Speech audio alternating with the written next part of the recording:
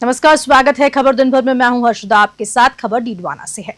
राज्य सरकार द्वारा महिला सुरक्षा और स्वच्छता को प्राथमिकता देते हुए डीडवाना सहित राजस्थान के 6 स्थानों पर पिंक टॉयलेट्स का निर्माण करवाया गया। इनका वर्चुअल शुभारंभ स्वायत्त शासन मंत्री झाबर सिंह खैरा ने किया।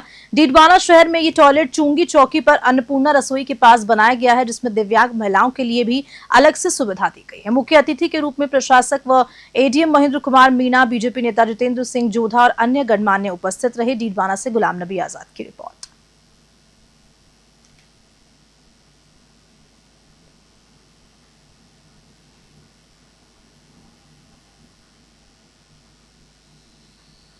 सिकराय से खबर है, जहां सालिग्राम मंदिर को दुरुस्त करके पूर्ण रूप से नया मंदिर भवन बनवाया गया। मंदिर में ठाकुर सालिग्राम जी की विराजमान किया गया। इस अवसर पर गांव के निरंजन देव बोहरा, दीनदयाल सेठ पुजारी, रामेश्वरम प्रसाद पारश्वर सहित अन्य ग्रामवासी उपस्थित थे। मेहंदीपुर बालाजी से गोपाल नांदरी की रिपोर्ट। डीग कुमेर विधायक डॉक्टर शैलेश सिंह अपने विधानसभा क्षेत्र डीग पहुंचे, जहां बीजेपी पदाधिकारियों और कार्यकर्ताओं ने उनका माला, साफा और दुपट्टा पहनाकर भव्य स्वागत किया। इस अवसर पर नगरपालिका के सहयोग से आयोजित कुश्ती दंगल के लिए मैट का फीता काटकर उद्घाटन किया गया। डॉक्टर सिंह ने पहलवानों का उत्साहवर्धन भी किया। उन्होंने कहा कि डीग न केवल रंगीन फव्वारों बल्कि पारंपरिक कुश्ती दंगलों के लिए भी प्रसिद्ध है। लंबे समय से कुश्ती के लिए संसाधनों की मांग की जा रही थी, जिसे अब पूरा किया गया है। अब स्थानीय पहलवानों को बेहतर मंच मिलेगा और वे राज्य, राष्ट्रीय और अंतर्राष्ट्रीय स्तर पर प्रदर्शन कर सकेंगे। इस मौके पर ओम प्रकाश कौशिक, राजेंद्र खंडेलवाल, अनिल गुप्ता, शहर मंडल अध्यक्ष ललित तिवारी सहित बीजेपी कार्यकर्ता उपस्थित रहे। डीग से पंकज शर्मा की रिपोर्ट। डीग के अंदर एक बहुत लंबे समय से एक समस्या हमारे यहाँ पर आ रही थी। डीग में एक ऐतिहासिक हमारा खेल है कुश्ती, जिसमें डीग ने एक अलग पहचान कुश्ती के अंदर अपनी बनाई हुई है। और ये स्टेट टाइम से, राजा महाराजाओं के टाइम से ही डीग में कुश्ती काफ़ी जोर रहा है कुश्ती का, और बड़े स्तर पर कुश्ती के दंगलों का यहाँ पर आयोजन होता रहा है। लेकिन हमारे पहलवानों को यहाँ पर आगे बढ़ने के लिए कोई संसाधन यहाँ पर उपलब्ध नहीं हो पा रहे थे, तो उसी को देखते हुए आज नगर पालिका की तरफ से हमने एक कुश्ती के मैट का इंतजाम हमारे पहलवानों के लिए किया है। और आने वाले समय में जो भी दंगल आयोजित होंगे वो मैट के ऊपर होंगे, जिससे हमारे पहलवानों को आने वाले जो भी उनके भविष्य में जो उनके टूर्नामेंट्स होंगे, जो स्टेट लेवल पर, नेशनल लेवल पर हमारे पहलवान पहुँच सकें, इंटरनेशनल लेवल पर पहुँच सकें, ऐसी हमारी उम्मीद है।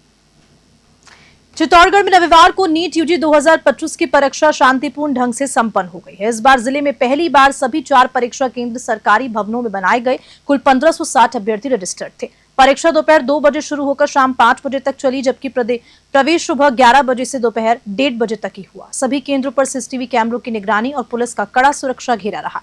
प्रत्येक परीक्षार्थी को मूल फोटो युक्त आईडी दिखाकर ही प्रवेश दिया गया, जिसमें आधार, पैन कार्ड, वोटर कार्ड या फिर 12वीं का प्रवेश पत्र मान्य था। परीक्षा केंद्र पर एक पुलिस उप अधीक्षक सहित पर्याप्त पुलिस बल मौजूद रहा और अभ्यर्थियों को कई स्तर की सुरक्षा जांच से गुजरना पड़ा। चित्तौड़गढ़ से गोपाल चतुर्वेदी की रिपोर्ट। सृष्टि के प्राणियों के पाप पुण्य का लेखा जोखा रखने वाले आराध्य देव भगवान चित्रगुप्त के प्राकट्य दिवस पर धौलपुर में मंत्रोच्चार के साथ सामूहिक पंचामृत अभिषेक और महाआरती का भव्य आयोजन हुआ। इस कार्यक्रम में कायस्थ महासभा राष्ट्रीय वरिष्ठ उपाध्यक्ष संजीव श्रीवास्तव ने कहा कि सृष्टि में सभी जीव के पाप पुण्य का लेखा जोखा रखने वाले आराध्य देव भगवान चित्रगुप्त की पूजा अर्चना और मन्नत का उच्चारण कर तर्पण करने मात्र से प्राणी को मोक्ष की प्राप्ति होती है। धौलपुर से संजय कसाना की रिपोर्ट।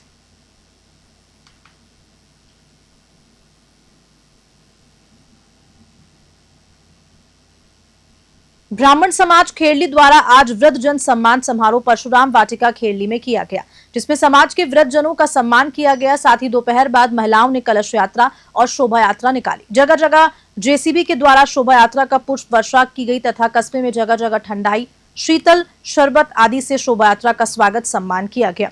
इस शोभा यात्रा में अलवर, भरतपुर, भुसावर, वेर, बयाना, मंडावर सहित आसपास के क्षेत्रों के ब्राह्मण समाज के लोगों ने हिस्सा लिया। शोभा यात्रा में कड़े सुरक्षा प्रबंध किए गए। थाना अधिकारी धीरेन्द्र सिंह गुर्जर, खेरली, कठुमर, भरतूकला थाना पुलिस भी सुरक्षा व्यवस्था में लगी रही। खेरली से अखिलेश शर्मा की रिपोर्ट। मैं दीपेश शर्मा, मंत्री ब्राह्मण समाज खेरली कठुमर। ब्राह्मण समाज खेरली के द्वारा आज परशुराम भगवान के जन्मोत्सव के उपलक्ष्य में परशुराम रैली का आयोजन किया गया। भव्य शोभा यात्रा मुख्य मार्गों से मैं झांकियों, सुंदर झांकियों सहित निकाली गई। एवं दोपहर ब्राह्मण धर्मशाला में 80 वर्ष से ऊपर के वृद्धजनों का सम्मान समारोह किया गया एवं आए हुए तहसील अध्यक्ष, ब्लॉक अध्यक्ष, जिला अध्यक्षों के का मान सम्मान किया गया एवं पूरे बाजार में आसपास के आए हुए सभी तहसील अध्यक्षों का भी सम्मान किया गया और भव्य झांकियों के द्वारा सब भव्य शोभा यात्रा निकाली गई। कहाँ के ब्राह्मण समाज के प्रतिनिधि इस शोभा यात्रा में शामिल हैं? हमारे यहाँ ब्राह्मण प्रतिनिधि के रूप में ब्राह्मण समाज अलवर, नदबई ब्लॉक अध्यक्ष, भरतपुर जिलाध्यक्ष, आसपास से और मंडावर तहसील अध्यक्ष, महुआ तहसील अध्यक्ष, पेशावर तहसील अध्यक्ष, ये सभी ब्राह्मण आगंतुक आए और उनका सम्मान किया गया। किशनगढ़ बास पंचायत समिति के गांव झिरंडिया में आज एक युवक के खेतों में अधजली लाश मिली। अधजली लाश को देखकर सरपंच प्रतिनिधि अशोक कुमार सहित ग्रामीणों की मौके पर भीड़ जमा हो गई। घटना की सूचना सरपंच प्रतिनिधि अशोक कुमार के द्वारा पुलिस को दी गई। सूचना मिलते ही एएसपी रतनलाल भार्गव, एसएचओ जितेंद्र सिंह शेखावत किशनगढ़ बास पुलिस टीम के साथ मौके पर पहुंचे। पुलिस ने युवक की अधजली लाश को अपने कब्जे में लिया। वहीं मौजूद एफएसएल टीम ने भी अहम साक्ष्य जुटाए। किशनगढ़ बास थाना अधिकारी जितेंद्र शेखावत ने मामले पर जानकारी दी है। किशनगढ़ बास से विजय सिंह की रिपोर्ट। आज सुबह 8 बजे सूचना मिली, झिरंडिया सरपंच ने बताया कि यहाँ खेतों में कोई डेड बॉडी पड़ी है। डेड बॉडी का मुआयना करने के लिए हम आए, एफएसएल टीम को बुलाया, सीनियर ऑफिसर्स भी आए। सबने देखा तो प्रथम दृष्टया देखने से लग रहा है कि इस व्यक्ति की हत्या गला घोट के की गई और अन्यत्र कहीं जगह, और फिर इसको यहाँ लाके और इसकी पहचान ना हो इसके लिए इसको कोई केमिकल डाल के जलाया गया। इसका चेहरा और गुप्तांग पूरी तरह से जले हुए हैं।